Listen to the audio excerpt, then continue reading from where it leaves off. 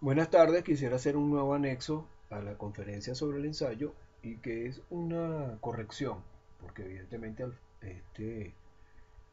Ortega y Gasset no es un escritor latinoamericano. Me confundí y cometí el error de confundir a Latinoamérica y España con el castellano. ¿No? Es una elisión este, que me suele ocurrir porque, claro, hablo del idioma castellano, hablo de literatura en castellano. Pero es importante, digamos, hacer esa aclaratoria. Pero además, eso me trajo a colación a otro autor que yo no nombro allí, español o del castellano, que es Azorín. Yo creo que Pedro Salinas, Azorín y el maestro Ortega y Gasset son de los tres prosistas que más cercanos están a Montaigne. Y creo que además eso es una manera de rendirle también un homenaje al ensayo. Y, digamos, es importante hacer esa acotación. Igualmente, en el siglo XIX hay un ensayista inglés que es muy importante, que es muy bueno, que se llama Walter Pater, que también se me pasó por alto. También me ocurrió lo mismo con los norteamericanos y los ingleses. O sea, confundí lengua inglesa con un norteamericano e inglés, y esos detalles hay que tenerlos presentes, ¿no? Hablo de lengua inglesa, por supuesto, entonces allí se incluyen autores norteamericanos, por cierto, dos que no nombré, que son excelentes ensayistas, que son Henry David Thoreau y Ralph Waldo Emerson, o Emerson, perdón, que son excelentes ensayistas. Una prosa excelente realmente. Creo que estos agregados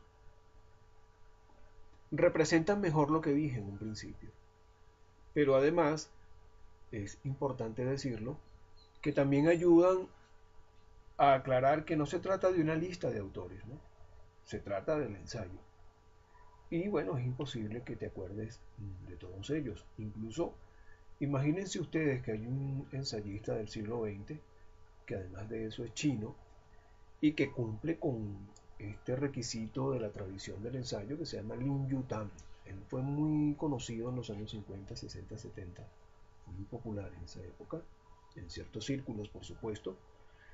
Ya no se lee, ha pasado de moda, pero digamos, es un ensayista excelente. Este chino que, digamos, este, hizo vida en Occidente, especialmente en Estados Unidos y Europa.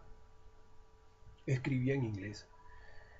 Y bueno, fíjense ustedes nuevamente el inglés con su carga tradicional de lo que es el género ensayo. Asimismo, incluso en los contemporáneos, hay un respaldo a la idea que yo tengo de que los géneros se están revalorizando y además los géneros tienen una influencia indirecta también en la comunicación. O sea, el sentido de la comunicación muchas veces es visto con tal inmediatez que no se sabe, que no se es consciente de que están sustentados en géneros que son tradicionales. La noticia prácticamente se da en forma de crónica y el artículo es una especie de disertación que implica que hayan elementos del discurso, por ejemplo, elementos del diálogo. Esto es muy importante, ¿no? Y yo puedo entender a aquellos que menosprecian el valor canónico del género, los entiendo perfectamente, pero tampoco se trata de eso en este momento. El género ensayo tú lo reconoces y muchas veces lo notas en autores que son tratadistas, que hacen ensayo crítico, pero que también escriben ensayos en el sentido lato del término. Y eso también es una lista aparte, eso también es un comentario aparte, igual que el ensayo crítico, que son variables, que son variantes dentro del género. Entonces hay una gran riqueza de posibilidades que es lo que contradice un poco esa visión nefasta del género como algo viejo, como algo caduco. Eso es, digamos, una infantilidad, ¿no? Más bien, es una actitud infantil, porque estamos sustentados en la tradición. Y es uno de los secretos de la cultura. Es uno de los secretos de la cultura. Te da la amplitud que necesitas para comprender el presente, te da la amplitud para comprender el sentido que tiene la cultura en relación a la tradición, en relación a los fundamentos, en las cualidades fundamentales de la cultura. Y esa amplitud, wow, hace o permite que veas la realidad actual, la realidad del momento de un modo completo, y el sentido intelectual que tú estás empleando es justamente relacionar el pasado y el presente en el conocimiento para ejercer la sapiencia. Y allí lo importante de un género como el ensayo.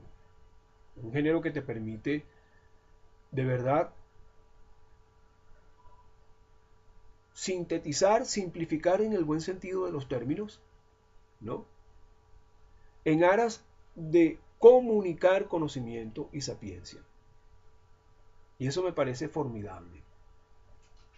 Eso me parece que es una forma de convivencia con lo intelectual, con los colegas, con el lector, muy nutritiva. Porque tú lo que quieres es, digamos, ser absolutamente natural en tu expresión. Tú no quieres deslumbrar o decorar o hacer vendible. No, no, no, es un principio incluso hasta más primario, para decirlo de algún modo, que es simplemente comunicar conocimiento, transmitir sapiencia.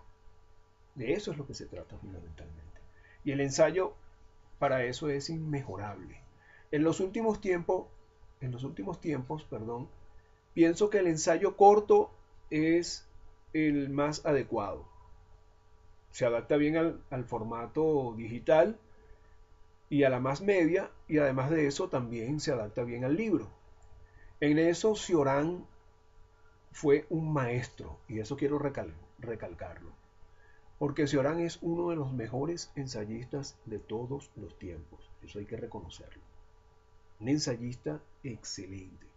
Y vuelvo a decir que está en esta conferencia porque es un representante de la tradición inaugurada por Montaigne, de un modo en que él logró, digamos, desarrollar su estilo, desarrollar su visión personal, que es bastante diferente a la de Montaigne, aunque comparten cierto escepticismo. El escepticismo de Cioran, digamos, es absoluto. Y su valoración de la cultura y de la civilización es objetivamente discriminatoria, porque de algún modo también es un excavador, es un esclarecedor, es un limpiador, que eso es necesario en la cultura porque estamos atiborrados de información. La cantidad de información que tenemos hoy en día es inmensa, es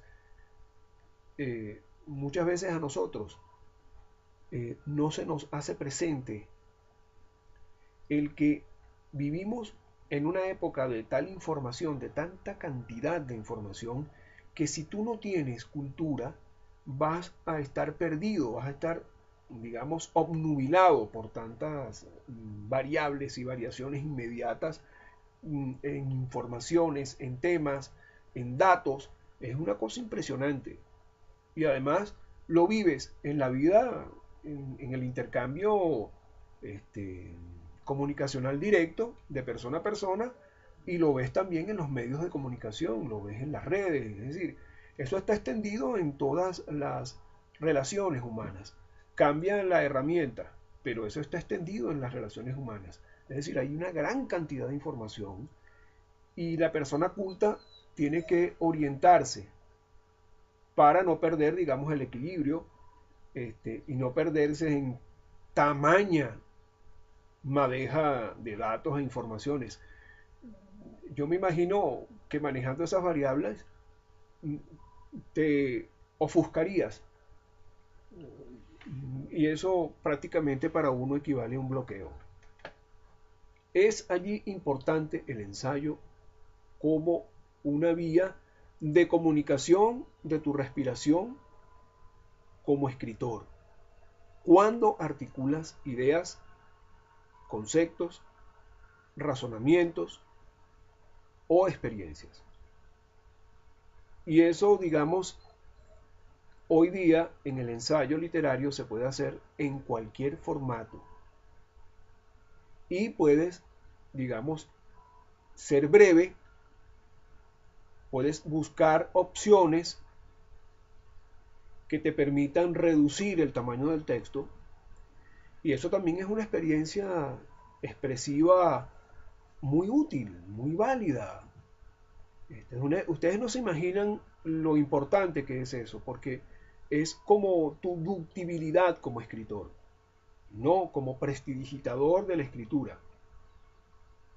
Y bueno, eso permite, digamos, hacer esta conferencia, por ejemplo, del ensayo, que es una revalorización del género en el presente, aquí y ahora.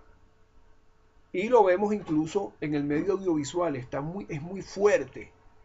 Ustedes no se imaginan lo fuerte que es el ensayo literario, porque en el medio audiovisual está el elemento del discurso, pero no es el elemento del discurso rígido de las interpelaciones parlamentarias, por ejemplo, o de los usados por algún presidente o algún jefe de una compañía. Es decir, estamos hablando de más bien un tipo de expresión al hablar que tiene que ver más con el ensayo, tiene que ver mucho más con el ensayo que con el artículo o con el discurso. Y esto es importante porque, digamos, últimamente, desde hace más o menos unos 2 años y medio, he estado realizando una investigación sobre expresiones audiovisuales, específicamente de la conferencia, y es evidente que, digamos, estamos hablando de una influencia directa del ensayo sobre ese tipo de medios de conferencia audiovisual. De hecho, por eso estoy haciendo esta conferencia, por eso estoy grabando esta conferencia, ¿no? Y por supuesto espero que continuemos relacionándonos y que disfruten realmente de este esfuerzo, que no es otro que el de comunicar y manifestar que tenemos estos espacios para trabajar intelectualmente en aspectos que son fundamentales aquí y ahora, para comprender el mundo aquí y ahora, para ser conscientes de nuestro momento aquí y ahora. Muchas gracias, buenas tardes.